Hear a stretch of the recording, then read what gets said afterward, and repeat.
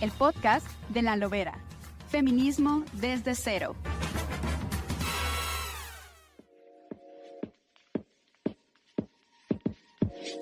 Buenos días, buenas tardes, buenas noches. Estamos en el podcast de La Lobera. Este día, en esta serie que hemos estado realizando para analizar la vigencia del feminismo, parece que como tantas mujeres llegaron al poder, ya el feminismo no parece necesario. Hoy tengo una invitada de lujo, como decía, es la doctora Leticia Burgos Ochoa. Es una mujer extraordinaria, tiene una enorme trayectoria. Ha sido diputada federal, ha sido senadora de la República, fue una de las personas que empujó la Ley General de Igualdad, ya nos contará si se acuerdan, y que siendo siempre, desde muy joven, activista social y política, pues fue fácil, yo creo. Y le pregunto, ¿fue fácil tu tránsito de esta actividad febril política al feminismo? No, desde luego que no. No fue fácil. Nos tocó una etapa efectivamente por hacer visible lo invisible. Estoy hablando de los 80, de los 90. Imposible que fuera fácil porque pues arribamos a una etapa de mucha represión, de persecución, pudiéramos decir, cuando resurgimos, porque formó parte, como bien lo señalas, Sara, de esa generación que da el nacimiento, el renacimiento de la Asociación Cívica Nacional Revolucionaria, en un momento en el que los frentes, los grandes, podríamos decir, conglomerados de asociaciones que buscaban cómo hacer visible la acción social en lo público, se hiciera presente a nivel nacional, al grado tal de que pasamos de llamar a las elecciones en un trance muy complicado hasta constituir el Gran Frente Nacional Democrático. Como Asociación Cívica Nacional Revolucionaria, nos unimos a los partidos que en aquel momento pues eran, les llamábamos partidos reformistas y que sí, le dimos vuelta a un proceso que llamábamos a no votar y por primera vez cuando, por lo menos en lo que es la fuerza en la que yo me encontraba, apoyamos a doña Rosario con R, Ibarra de Piedra con P de piedra, por la presidencia de la República en 1988. Exacto. Soy de esa generación. Oye, y yo preguntaba, ¿tu tránsito de esa febril actividad política general por la transición a la democracia acabó siendo el frente? ¿Tu tránsito de ahí al feminismo o había una cosa que te pasaba desde antes? Claro, no, desde luego, por supuesto. Debatir, discutir, analizar entre políticos, las feministas, tampoco fue fácil, fue muy difícil encarar que espérense tantito, ¿no? Esta idea de espérense tantito, vamos primero a dar un vuelco al sistema político de partido, de Estado, por un sistema de partidos, y luego hablamos de feminismo, ¿verdad? Y luego discutimos y analizamos de feminismo. Claro que sí, nos costó, no fue fácil tampoco hacer valer la agenda feminista entre los partidos de izquierda, y yo diría hasta la fecha. Hasta la fecha. Sí, eso es bastante preocupante, Leticia. Yo les contaba que fue diputada y senadora, que empujó la Ley General de Igualdad, pero que también forma parte de una agrupación muy grande que se llamó, después de El Cairo, que se llamó Milenio Feminista, y ahora es una de las 3 coordinadoras de la Red Nacional de alertistas. ¿Qué quiere decir eso, Leticia? Bueno, es un esfuerzo que corre y que viene de lejos, que son los pactos entre mujeres, para las mujeres y con las mujeres. Milenio feminista, efectivamente me lo recuerdas, porque Cecilia Loría, ¿Te pues acuerdas? que Malu Mitchell, hoy senadora de la República, por podríamos decir sexenio, también formaba parte de ese esfuerzo. Milenio feminista dio cauce a lo que hoy es Beijing más 30, todo ese proceso que hemos observado con preocupación y que recién se informa del retroceso de más de 30 años de logros alcanzados, entre ellas la ley de igualdad, y que hoy tenemos consagrada la igualdad sustantiva en este nuevo gobierno. En la Pues Constitución, decimos, sí. en la Constitución, ¿no? En la Constitución, en las leyes, pero que siempre hemos dicho, dista mucho la norma, las leyes, las instituciones con la realidad que quisiéramos que se transformase, que fuera en beneficio, pues, de quienes más lo necesitan. Eso sigue siendo vigente y creo que va a seguir siendo vigente en la medida que lo logrado no se vea reflejado en un cambio verdadero en el día a día de las relaciones que nos siguen lacerando y nos siguen viendo como objeto a las mujeres, así como los partidos políticos en los 90, en el año 2000, porque en el año 2000, si recuerdas, Sara, dimos un gran esfuerzo, las feministas de los 90, por lograr avanzar en la agenda, esa agenda de Beijing en el Congreso, para que se creara el Instituto Nacional de las Mujeres, para crear la primera comisión para la igualdad de las mujeres. Decíamos, bueno, ahora es de la igualdad de género. En aquel momento nos la negaron. Así es. Se negó. Nosotras vivimos la etapa de crear toda la estructura, para crear las comisiones para la igualdad en el Congreso y en los congresos locales, y nos dieron para atrás. Esto se logró en el 97, si tú recuerdas. Se creó la comisión y era una comisión que le llaman las especiales. No sé qué tan especiales sean, pero lo cierto es que no son de dictamen.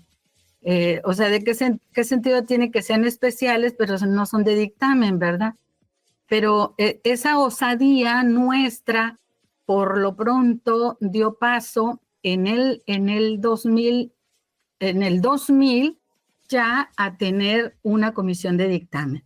1997-2000 logramos por lo menos asentar tanto en la Cámara de Diputados como en el Senado la ley para la igualdad, para la ley de lo que son las comisiones, para luego trabajar la ley de igualdad y la ley de acceso. En realidad, en el siguiente periodo, que fue 2003, que entra nuestra compañera, y tú, por cierto, como secretaria técnica de la Comisión Especial del Feminicidio. ¿Te acuerdas? Era especial. Ese era especial. Sí, del quiere decir feminicidio. temporal, que no dictamina, que a ver si le dan Que no recursos. dictamina, pero muy especial.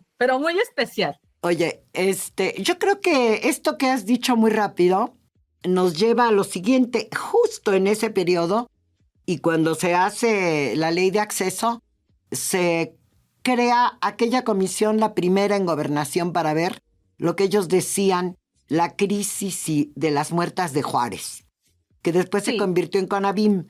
Y yo te decía, tú eres una de las coordinadoras de la Red Nacional de Alertistas. Decirle al público que la alerta de violencia de género contra las mujeres está mandatada precisamente por la ley de acceso que se creó en el 2005 y empezó a operar en el 2007. es un mandato de ley que dice varias cosas que el otro día me explicaste muy bien, Leticia. ¿Cuál es la crisis de las alertas? Hablaba yo con una amiga común, con Josie, el otro día, y decía, no hay información. ¿Qué pasó con eso? Bueno, ¿qué ha pasado? Pues primero decir que en un proceso de resistencia, las crisis son de todos los días. Es decir, logramos cosas y hay que hacerlas valer todos los días. En realidad, la alerta de violencia de género nace por una necesidad obvia que coloca en la mesa de lo público lo que le llamaban las muertas de Juárez, ¿verdad? Y que dio vuelta al mundo, y con ello lo que ahora se conoce como la sentencia del campo algodonero. ¿Quiénes hicieron posible esto? Pues las madres, las que ahora se les llama guerreras buscadoras por sus hijas, por sus hijos. Bueno, en aquella ocasión, por esclarecer debidamente los asesinatos a mujeres. ¿Y qué pasa ahora? Bueno, pues dentro de una resistencia pasa lo que tiene que pasar, que la ley dista mucho de que se cumpla y que se atienda debidamente. Pues nada más imagínate que del 2015 al 2025, y eso es lo que hacemos en la Alianza de Redes Nacionales Feministas, abordamos temas que, por cierto, una red nacional con una característica, que enarbolamos lo que en el terreno de los logros alcanzados es eliminar todas las formas de explotación contra las mujeres. Y de ahí no nos movemos. Entonces, esta alianza hemos por 3 años consecutivos colocado en lo público qué pasa y qué está pasando con las alertas. Pues no solamente hay una crisis, sino hay una violación en materia de aplicación de la ley, porque como bien tú lo dices, ha habido 3 momentos de reformas en materia del mecanismo de la alerta de violencia de género que de manera ilustre esta generación, encabezada por un estudio realizado por Marcela Lagarde de los Ríos en el 2023, siendo ella diputada porque presidió esta comisión especial y tú de secretaria 2013, no 23, 2003, 2005. No, perdón, 2003. Sí. Dije 2003 al 2006 logramos sentar las bases de una ley que es una ley ejemplar, una ley que habla de un corte de caja, que habla de un nuevo pacto social, porque así como tal, dijera Marcela, hay que ponerla tal cual para que, aunque se tarden en leerla, quede claro que es el acceso de las mujeres a una vida libre de violencia. Ese es un pacto, un nuevo pacto constitucional que hay que seguirlo trabajando, que ahora pues no es de las personas en abstracto, es de las mujeres en concreto, por una vida libre de violencia. Y entonces pues nos vamos a un proceso de hacerla valer. Inmediatamente se aprueba en enero del 2007, en el resto del país tarda todavía hasta el 2010 en todo el país, y la alerta de violencia de género se demanda porque no se cumplía la ley de acceso, Sara, simple y llanamente por eso.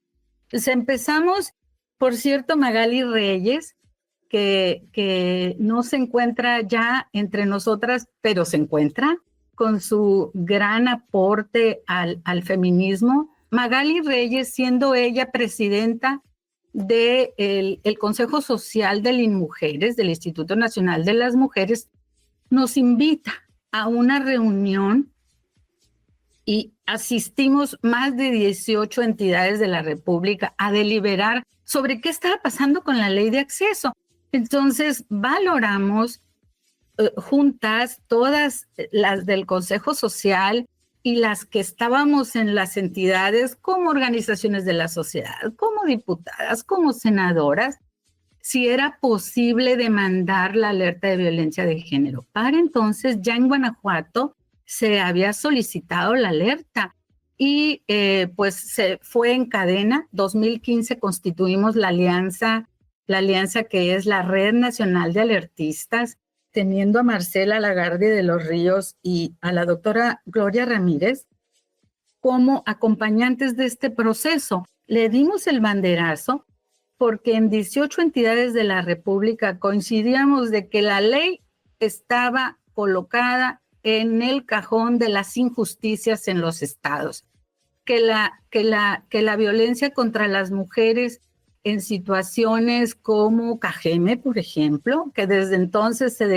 se solicita la alerta y no se declara sino hasta el 2015, hasta el 2021 que se declara, y así en varias entidades de la República, hasta lograr al día de hoy que solamente 2 entidades de la República no se ha solicitado la alerta, pero en el resto se ha solicitado, lo que no quiere decir que en esas 2 no se requiera la alerta de violencia de género. Estamos hablando de que en un territorio determinado la violencia no cesa y que por el contrario nos coloca a las mujeres, por el hecho de ser mujeres, en mayor riesgo. Niñas, adolescentes, jóvenes, hoy en la nueva geografía del crimen organizado a todo lo que da a lo ancho y a lo largo de la República, pues corremos más riesgos. Si somos hermanas, si somos hijas, si somos esposas, si somos las que estamos encarando el asesinato en crimen organizado, pues somos las mujeres las que estamos doblemente cargando con esa situación. Oye,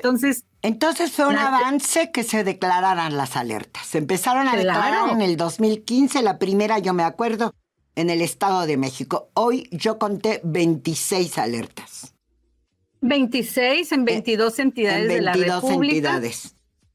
Exactamente, en algunas, como en Veracruz, están declaradas 2, en Guerrero 2, declaradas 2, en Sonora solicitadas 2 y declarada 1, 6 años solicitando por agravio comparado. Al día de hoy no hay dictamen. Imagínate tú, no se están cumpliendo las alertas, ni siquiera se está respetando los procedimientos legales.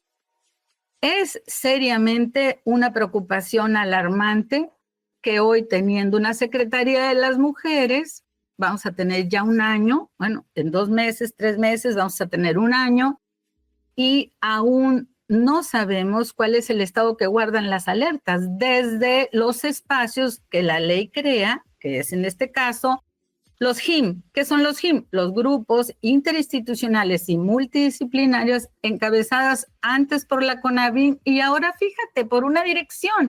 No subestimo ninguna dirección general operativa, ¿verdad? Sin embargo, cuando hablamos de la alerta de violencia de género, estamos hablando de una política de Estado. Estamos hablando de una responsabilidad derivada de la ley de acceso que nos dice que los sistemas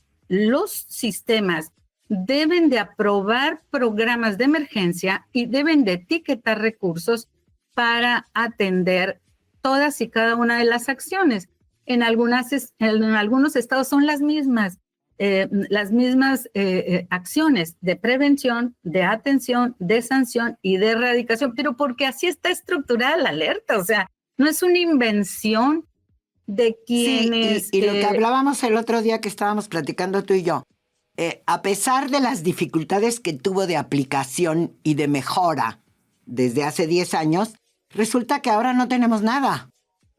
¿O yo exagero? Tristemente. Hay que contarle a lo mejor al público que eso que mencionaste, que es la CONAVIM, la Comisión Nacional para Prevenir, Atender, Sancionar y erradicar la violencia contra las mujeres, forma parte, de acuerdo con la ley, no forma parte. De acuerdo con la ley es un Consejo Nacional o es un sistema nacional que preside, en teoría, o debe presidir en teoría, él o la secretaria de Gobernación. Eso no ha cambiado. No es que es en teoría, Por eso no ha cambiado en la ley. Está en la ley. Eso no ha cambiado en la ley. Pero ahora un decreto. Desaparecieron. Un decreto la desaparece a la CONAVIM y está al garete toda la política de las alertas. ¿O yo me lo invento? No, está al garete desde antes, Sara. Te voy a decir. Está al garete desde antes, está al garete en el gobierno de Andrés Manuel López Obrador. Está al garete porque en su periodo hubo cuatro comisionadas que entre que hacían por hacer como no hacían nada por el recurso que se tenía. Es decir, por esa comisión pasaron compañeras muy valiosas, pero sin posibilidades de mando, ¿no? Entonces, cuando las alertas, precisamente como cualquier otra alerta, pues tiene un mando y es un mando de Estado. Por eso la reformamos. Dijimos, bueno, ¿qué está pasando? El Ejecutivo como que quiere atender, como que no quiere. Vamos aún fortaleciendo mucho más la política de Estado y con la reforma de abril del 2022, que se establece que son los 3 poderes del Estado, Sara. O sea, los 3 poderes del Estado, el legislativo, el ejecutivo, el judicial y los organismos autónomos que atienden o atenderían o atenderán, y así fue la reforma, las alertas de violencia de género. Pues pareciera que fue peor, como que se asustaron y también se incluyó que los municipios, o sea, no solamente los 3 poderes, los organismos autónomos, sino los 3 niveles de gobierno. Y hoy tienen la responsabilidad los municipios de etiquetar recursos. Pues pregunta tú, ¿qué municipio ha etiquetado recurso? Ninguno.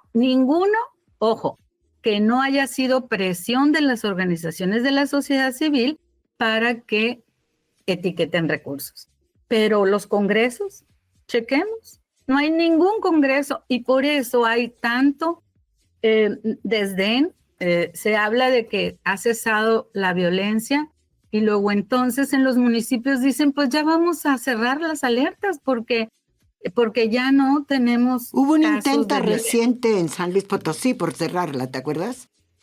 Sí, y también en algunas otras entidades de la República, empezando por cerrar de alguna manera acciones. O sea, sí. Ya se cumplió tal acción, entonces vamos a ir como acotando recursos, sobre todo, ¿verdad? Acotando recursos. Entonces, estamos hablando de un momento difícil de las alertas porque no se están cumpliendo. Segundo, porque no hay quien, cuando por lo menos lo había en términos de ley, que tendrían que estar reportando cada 6 meses cómo iba la alerta de violencia de género. En el caso concreto, pues ninguna alerta en este momento tiene información que no sea el informe que acaba de entregar México al comité de la CEDAW, al Comité de la Convención para la Eliminación de todas las formas de discriminación hacia las mujeres. Y ahí precisamente viene la controversia, porque informan que se avanzó con la reforma, que ahora ya se tiene incorporada la sociedad civil, ¿no? Esto nos los informan en el informe oficial. Es lo que le dicen a Naciones Unidas. De 3 meses ya que se incorporaba la sociedad civil, ¿eh? Y las madres buscadoras y las víctimas directas de los feminicidios y de la desaparición de mujeres. Y resulta que ahora ya no, ya queda en el limbo. La CONAVIM ya se desaparece y la ley queda en el limbo a reserva de que lo que se ha anunciado que en noviembre nos darán a conocer. Miren, lo que nos den a conocer, Sara, con toda franqueza, lo que nos den a conocer, lo que no está en la ley y en la Constitución, en la ley, pues quién sabe qué va a pasar, qué va a ser, ¿no? Tenemos que lograr que se respete la ley. La ley dice que los sistemas crean los programas de emergencia, que los programas de emergencia están etiquetados con presupuestos, que además hay seguimiento y que la sociedad civil está incorporada. En la Secretaría de las Mujeres no estamos incorporadas, perdón, nos borraron de un plumazo. En los estados y en los municipios nos están invitando. Ojo, así empezaron en el 2000 invitándonos y nosotras dijimos, no, Nosotros ya somos ley porque creamos en el Sistema Nacional de Igualdad y en el sistema de acceso de las mujeres a una vida libre de violencia, el sistema. Y en ese sistema están los congresos, está el Congreso, está la representación de las mujeres de la sociedad civil a través de los congresos. Hoy ni eso. Es el Ejecutivo más el Ejecutivo más el Ejecutivo. O sea, estamos dando marcha atrás incluso de lo que alguna de las compañeras me dijo el otro día. Incluso de la simulación que había antes, ahora ni siquiera hay simulación. O sea, no hay nada. Pues antes, aunque había simulación, lográbamos cosas, Sara. Logramos el anexo 13 y logramos una mesa del anexo 13 y discutíamos. Hoy ya no se discute nada.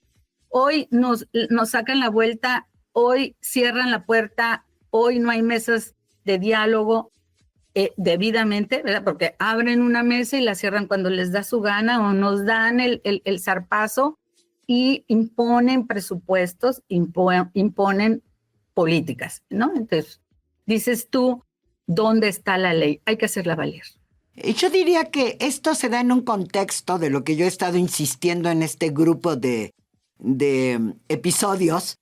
Bueno, ya están borrando al feminismo, estamos inertes, no tenemos capacidad de respuesta. ¿Qué nos pasa? Creo que sí tenemos capacidad de movilizarnos, sí tenemos capacidad de decir aquí estamos, nos hacemos presentes y ha habido en la actuación de estas redes posibilidades de incidir, no suficientemente, desde luego. No se ha logrado debidamente un diálogo con la nueva presidenta de la República, no sé, algo está pasando, creo que es de ida y vuelta, o sea, no está solamente de este lado, también está del otro lado. En el otro lado también hay feministas y me atrevería yo a decir que hay que seguir insistiendo en que esas mesas de diálogo, hasta recientemente en el periodo anterior, aún con las resistencias del gobierno de Andrés Manuel López Obrador para hacer visible nuestra agenda, ¿no? Porque la movilización era más que evidente y sigue siendo.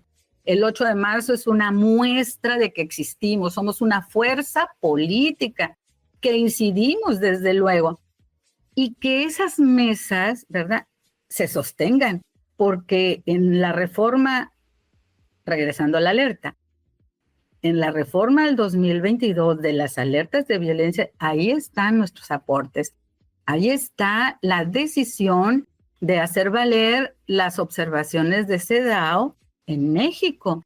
No es gratuito que el gobierno informe que se creó una mesa, ¿verdad? Y que en esa mesa está sociedad civil. Por cierto, no las alertistas, ojo. Es decir, avanzamos, pero luego hay selección, ¿verdad? Sí, con estas sí, con estas no. Es evidente que ocupamos de esforzarnos mucho más, tal vez. Esta alianza para nosotras es promisoria, la alianza de redes feministas a nivel nacional, movilizadas y con plataformas precisas, haciendo propuestas, es como podemos seguir avanzando. Yo diría que Marcela hace un rato hizo un foro donde, por cierto, a propósito del borrado de las mujeres, que decía, pues a lo mejor trae muchas ganas nosotras de pelear, nosotras no, y de querernos borrar, nosotras no. No vamos a ser borradas, como no hemos sido borradas en la historia y aparecemos, ¿verdad? Decía ella que había que hacer valer y a lo mejor esforzarnos como lo hemos hecho hasta el día de hoy para hacer valer lo logrado. Hacer valer lo logrado es el gran reto, que todos los días también están trabajando por desaparecer, ¿no? Para desaparecer lo logrado. Yo con eso me voy a quedar porque es mortal el tiempo en estos espacios, pero decirle al público que hemos estado examinando. Sí, evidentemente casi todas mis compañeras y conocidas y colegas que han pasado por estas mesas, estas del podcast de la Aloe Vera, las mujeres no nos hemos detenido. Hemos seguido demandando, hemos seguido haciendo propuestas, tenemos espacios como este donde podemos hablar, pero no tenemos escucha. Eso es un hecho real que va a cumplir 8 años, casi, o 7 y medio, y que, como decía aquí Lourdes del Frente Feminista Nacional, ¿verdad? La estrategia fue desaparecernos, pero no podrán. Yo, Leticia Burgos Ochoa, te agradezco muchísimo que hayas estado conmigo este día en el podcast de la Aloe Vera. Ya vamos como en el número 60 y tantos. Tenemos acá un bagaje de conocimiento enorme que usted puede sintonizar, escuchar en cualquier momento del día o de la noche, en cualquier país en México. Agradecer enormemente a la Organización Editorial Mexicana este espacio para escuchar nuestras voces, a nuestras invitadas y particularmente a Natalia Castañeda Páez y a Mariana López Martínez, que están en la producción cada semana del podcast, y por supuesto a Pablo Sánchez Rivera, que se ocupa de llevar esta plática, que normalmente debería ser como podcast de pura escucha, pero nos vamos a ver también en las redes de YouTube. Hasta la próxima. Muchas gracias otra vez, Leticia. A lo contrario, gracias a ti y a todo tu equipo extraordinario. Un abrazo, un beso.